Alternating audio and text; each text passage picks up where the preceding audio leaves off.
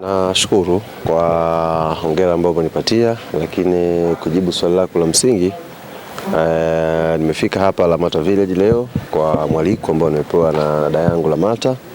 Aliwasiliana na mimi nafikiri siku chache zilizopita, akanieleza project ambayo anataka kuifanya, na hiyo project ina mahusiano na tasnia yetu ya football kwa maana ya mchezo mpira wa miguu. Kwa hiyo akaniambia anahitaji nishiriki kwenye audition kwa sababu anahitaji kutafuta kijana wa Kitanzania ambaye wao watakuwa na jicho la kujua sanaa, lakini wanahitaji pia mtu ambaye anaweza kumwangalia mchezaji na akaweza kutoa comment kama huyu anaweza kuigiza kama mchezaji.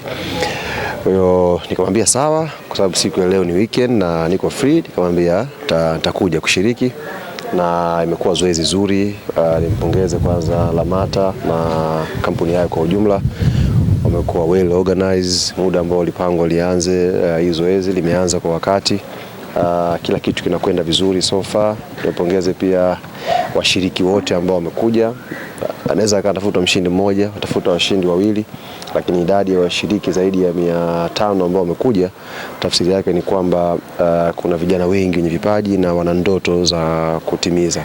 Kwa hiyo niwapongeze wote, na zoezi bado linaendelea, na naamini kwa vichwa ambavyo viko hapo kwenye mambo ya maigizo, kwa maana ya Jacob Steven yuko hapo, yuko Lamata mwenyewe hapo, yuko dadangu nani huyu bwana Godliver, yes. Hao watu ukiwatazama ni watu ambao wanajua vizuri sanaa ya maigizo, kwa hiyo hawawezi kuchagua mtu ambaye yuko below standard ambazo wanataka kuzifikia.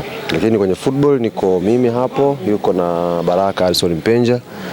Ni watu ambao tunaishi kwenye mpira, tunaujua mpira, tunaweza kutazama tu mchezaji atakwambia kwamba hapa mazungumzo yapo au mazungumzo hayapo. Kwa hiyo tumeweka sisi mchango wetu, na tunaamini atapatikana mtu ambaye ataibeba project hii ya Lamata, na itakuwa project kubwa kwa Tanzania na Afrika kwa ujumla. Na ni kitu gani ambacho kimekuvutia kwa vipaji ambavyo umeviona wakati unaendelea kujudge?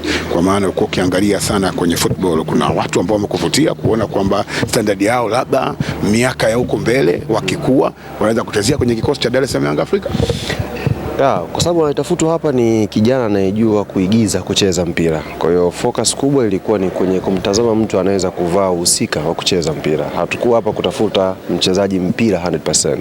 Tulikuwa tunaangalia mtu ambaye anaweza kuvaa uchezaji mpira. Tulikuwa tunataka mchezaji hapa tungeenda kumchukua Alan Okello hapa aje kucheza.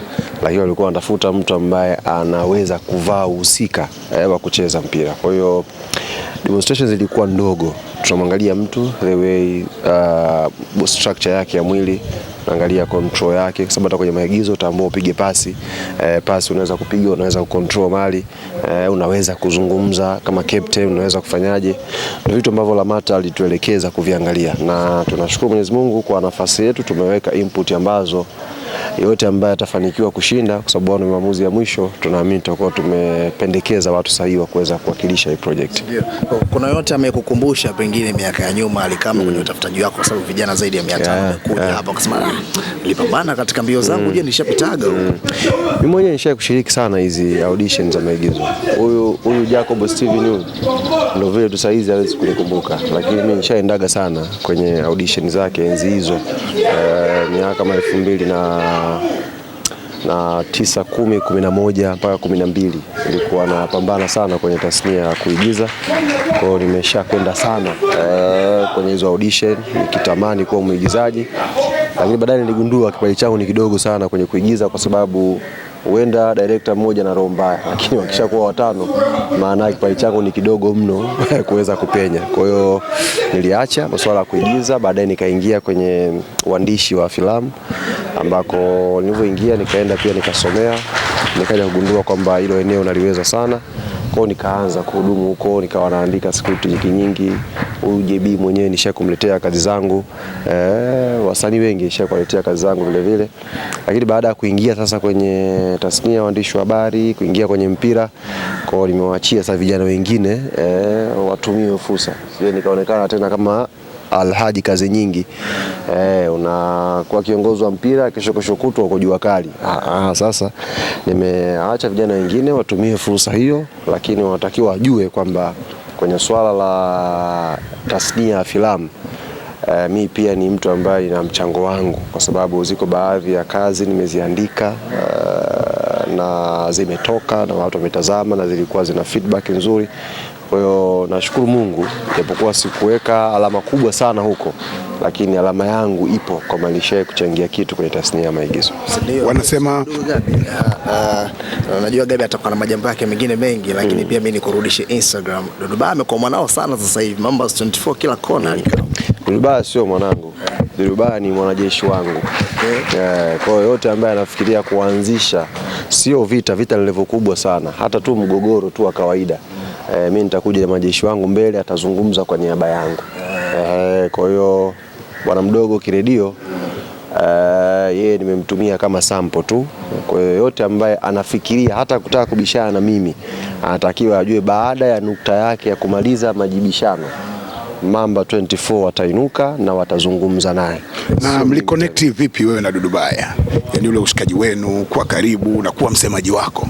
Mimi ni sio msemaji, nimekwambia ni mwanajeshi wangu, anapigana kila aina vita. Hata wewe Gabi ukinichanganya tu hapa, sina muda wa kubishana na wewe. Dudu atamaliza? Nampa kazi Mambas, atashughulika na wewe.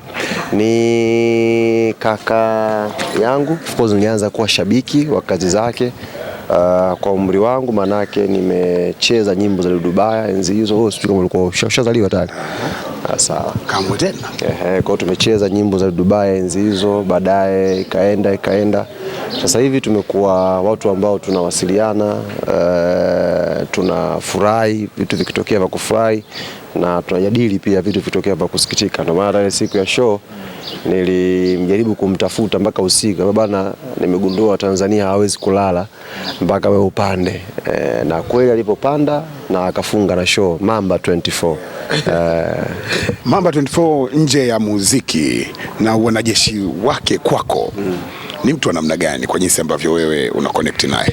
Bana, jamaa yuko very smart rafiki yangu. Tofauti na mnachokiona labda kwenye clip zake, lakini yuko very smart. Yuko very smart akiwa hajapiga vitu vyake, yuko very smart akiwa amepiga vitu vyeupe, kwa sababu mtu smart unajua unaanza kumgundua kwenye hoja zake anazozileta kwenye mazungumzo, unaanza kumgundua mtu smart kwenye utulivu wake, kwenye namna ambavyo anaweza kupokea challenge na kazijibu. Kwa mfano kilichotokea juzi kwenye tamasha lile la miaka 30 ya Bongo Flava, unapima smartness ya Dudu Baya the way alivyo react baada ya ile jambo. Mtu mwingine angejaribu kupotea kufanyaje, lakini alionyesha courage ya kuja mbele na akaeleza, sio kwa ajili ya kunini, aka clarify kilichotokea. Sasa kuamini ni sisi ambao tumeambiwa, kutokuamini sisi pia, lakini yeye ka play part yake ya ku clarify kwa nini jambo lile lilitokea. Kwa hiyo he's so smart, sio mtu ambaye unaweza ukamwambia leo jambo akasahau. Lakini on top of that, jambo kubwa ambalo yuko nayo, he is very loyal kwa watu wake. Yaani ukishakuwa mtu wake, he is very loyal, sio mtu wa kuyumba yumba hivi. Wanasema ukikutana na Ali Kamwe, msemaji wa Dar es Salaam Yanga Afrika, malizana naye hapo. Ali, usajili umeanza, Yanga amejipangaje?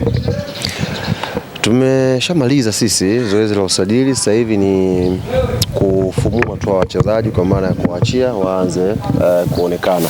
Na tumewaambia wanachama na mashabiki wetu na Watanzania kwa ujumla, sisi staili yetu ya kutambulisha wachezaji msimu huu ni kama kifo tu.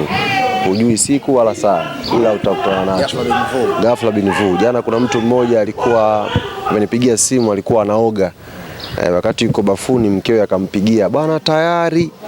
Maana yake sasa hivi tunatokea tu kama kifo, ghafla bin vu, tumeshaweka mashine juu. Kwa hiyo tumemtambulisha Issa Abushiri Chuga, ni wa kwanza katika wengi ambao tuko nao, na tutaendelea kuwatambulisha kadri muda ambavyo utaturuhusu. Na tulishasema toka mwanzo, ili sio dirisha la mbwembwe, hatupo katika nafasi ya kufanya mbwembwe maigizo ya hapa na pale. Tupo katika nafasi ya kuiandaa timu kwa ajili ya msimu ujao, na muda ni mdogo. Kwa hiyo players wote tutawatambulisha, very simple, quality, standard ya juu ya creativity, lakini haitakuwa kwa mbwembwe zile sijui tusubiri saa ngapi.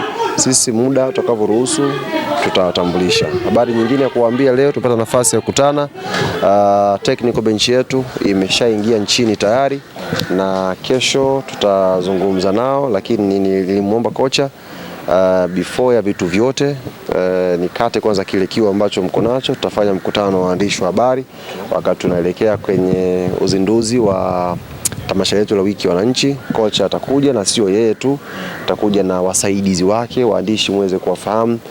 One of the assistant ambaye yupo kwenye technical bench ya Yanga ni miongoni mwa wachezaji wakubwa sana duniani.